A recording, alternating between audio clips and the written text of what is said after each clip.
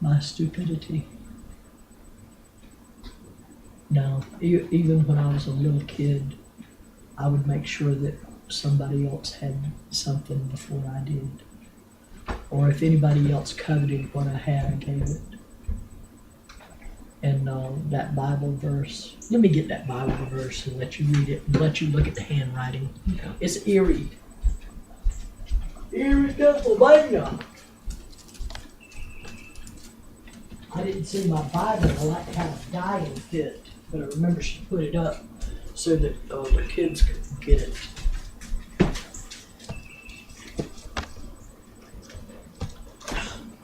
Behave. What's it doing? The mouse is sticking again. Is it? Yeah, it does it periodically. It just likes to piss me off.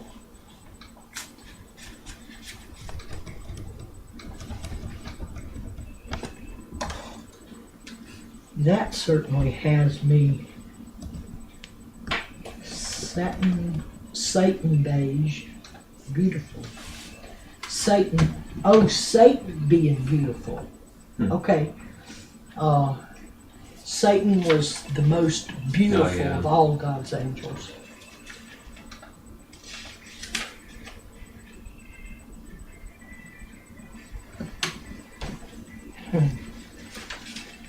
Yes, I hear. I went to the creek to start the boat, and I scribbled down a verse.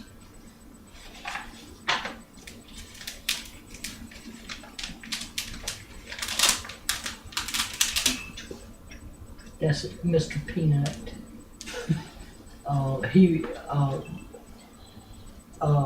You probably can't see it, but later on he was on the corner of Two Notch and Beltline, and he called him Mr. Peanut. And down below he said sex drugs.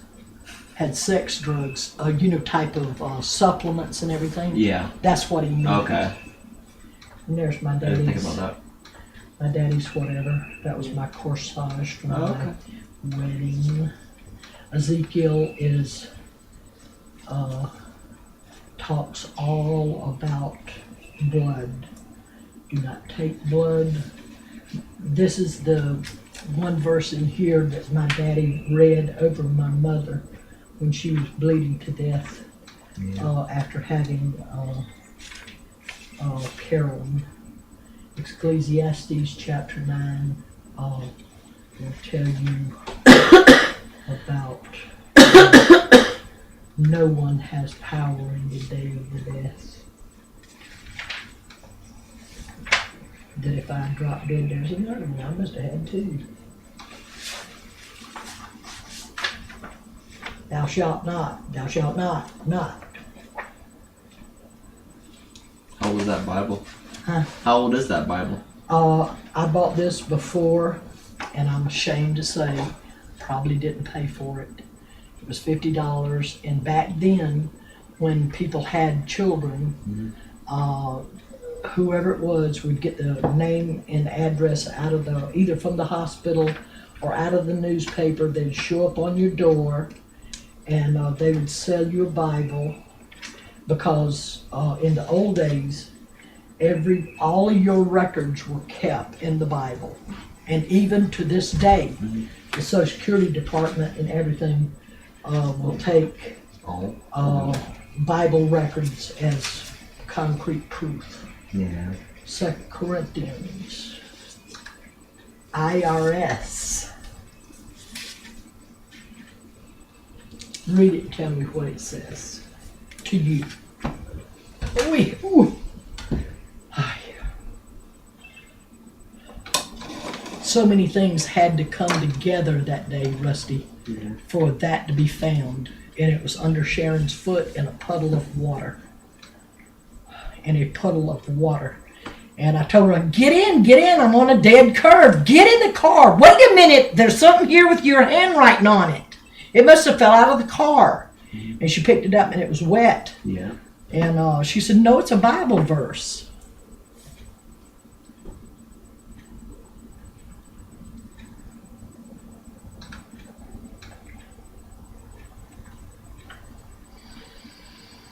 a couple ones I can't really read.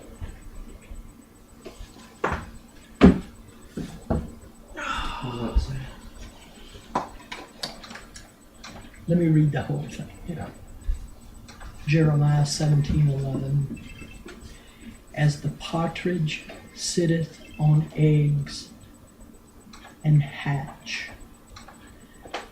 Well, as the partridge sitteth on eggs and hatcheth them not, so is that getteth riches, and not by right shall leave them in the midst of his days, and at his end shall be a fool.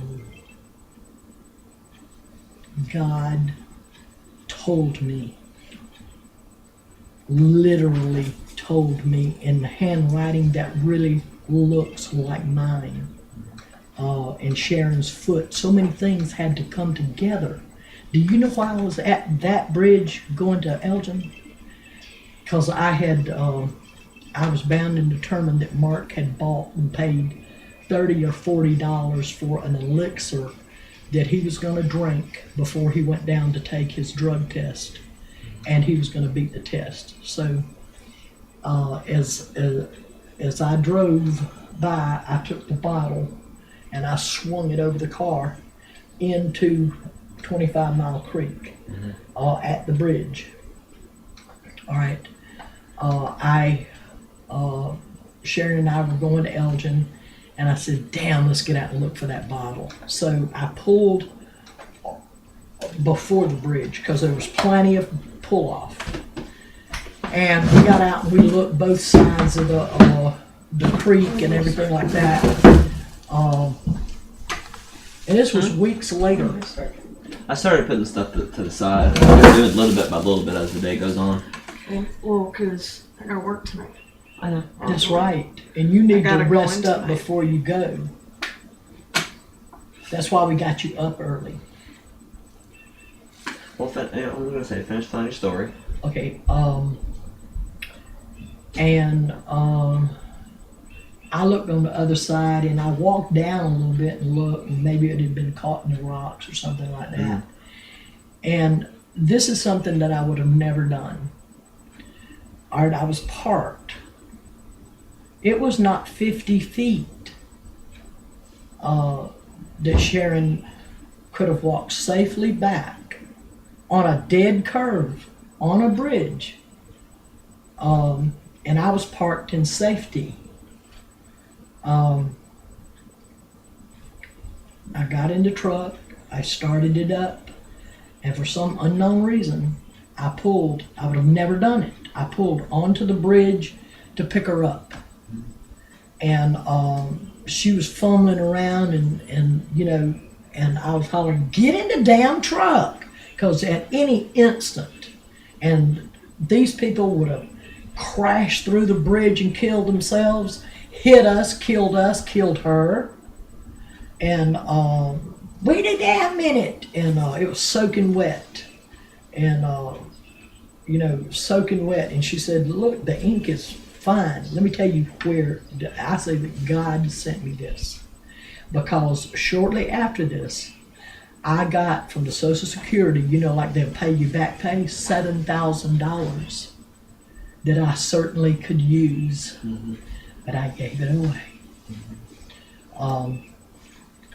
And I would just like the $13 tomato plant. Why not? You love to grow things, tomatoes on it this big, why not? Voila, come from a hothouse, put it in the ground, vine ripe. $13. What's $13? This is $40. God sent me this, but somebody else in this area had wrote this down, probably put it in his little Bible, and was taking it to a person who was saving their money and denying themselves so that they could leave their children or grandchildren their stuff. And this says, why deny yourself? Buy for yourself.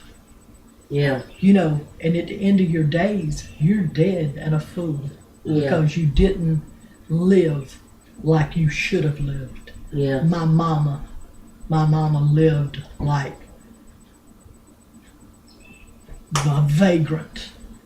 And the $20,000 that she left behind, I buried her and Pat and blowed it and give it to Marilyn Carroll.